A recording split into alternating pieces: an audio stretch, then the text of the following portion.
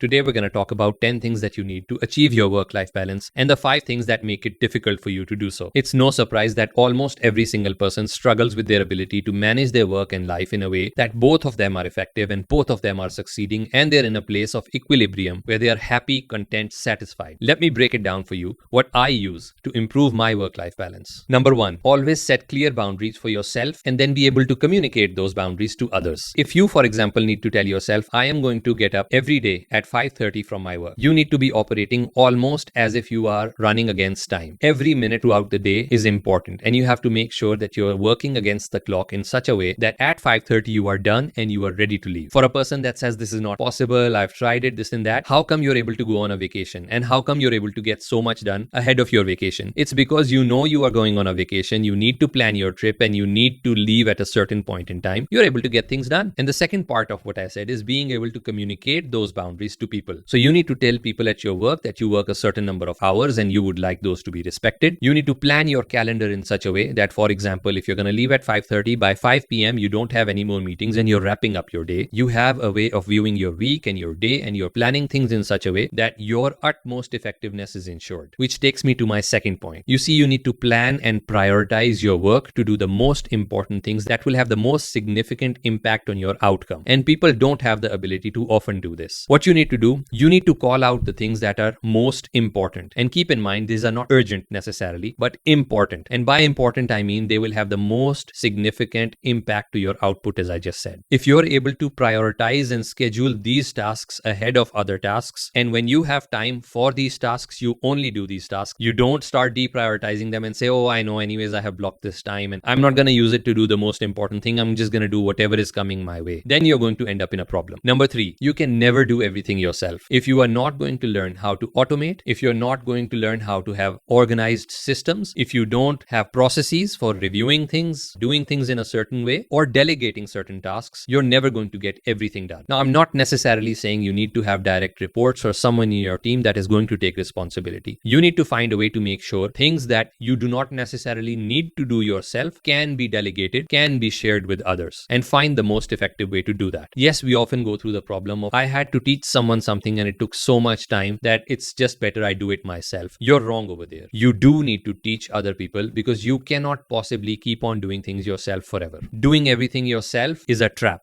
Number 4, find a way to manage your time effectively using time management techniques. For example, using the Pomodoro technique. The idea of Pomodoro technique is you break your time into 30-minute intervals. And within that, 25 minutes of the time, you make sure you work on the task uninterrupted. And you use the 5 minutes at the end for a break. Now, this uninterrupted 25 minutes of work makes sure you get a lot of work done without any burnout. That 5 minutes of break that you have, you can use it for walking, stretching, etc. And then you get back with another 25 minutes of serious uninterrupted work. You can keep doing this for a number of times and then you take a longer break, either 15 to 30 minutes. But what you are going to achieve as an outcome of this is going to be far superior versus how people normally try to work with interruptions and not being able to get much done. Number 5, and one of the most important things, is learning how to say no. If you're going to continuously work on things which don't matter, which are not going to contribute towards your goals, you are going to burn yourself out. You are going to overwhelm yourself. And there's many ways to say no. Maybe I'll make a full video on this topic and I'll include the link when I've made that video. Number 6, making self-care a priority. You need to dedicate time for sleep, relaxation, meditation, prayer, exercise, hobbies, whatever you do, and connecting with loved ones. Because all of these things are going to improve on your satisfaction with life. Number 7, being present and mindful. Now, this is a difficult one in the current age where you are working sometimes sitting at home or you're working on your mobile and you're surrounded with your family. But if you are present in the moment and you are mindful, you will be fully engaging, you will be de-stressing, and you will be away from work. Number 8, use technology wisely. We're in a time where you exchange hundreds of emails and text messages and distractions are going on all the time. You need to find a way to have a system for organizing yourself. If you are not organized in your notes, in how you do your work, in the things that are the most important, you are going to be all over the place. This may include finding ways to limit your distractions. Number 9, remaining flexible. While I have said you need to set boundaries and you need to delegate tasks and you need to make sure you communicate those boundaries, there are times where you will need to be flexible, and that flexibility is going to help you both ways. You will need to be flexible at work for creating space for personal things, and you will need to be flexible during your personal things to prioritize things which are important at work. Getting those important things done at the right time can sometimes make a big difference. So you need need to find a way to make sure people understand your circumstances and you create a certain amount of flexibility for things that are outside of the norm. Number 10, seek support. Ask out people who've been through this journey, people who you look up to because they're able to manage their work and their life in a wonderful way. Many a times, such people will be able to give you some advice which will stick with you lifelong. And now we go to the 5 reasons why most people fail in trying to achieve a sustainable work-life balance. Number 1, perfectionism. Trying to make sure that everything is so amazing and perfect. This pursuit of perfection can take you towards unrealistic expectations, excessive amounts of workload, and this will cause imbalance in your work life and eventually lead to a burnout. Number 2, lack of awareness of your own limitations and boundaries. Just accepting more work, just taking more than you can chew. If you keep on doing that, you're going to realize you're going to end up in a situation where work-life balance is always going to be a struggle. Number 3, improper time management. If you are not going to run your time is going to run you. If you don't decide how you're going to organize yourself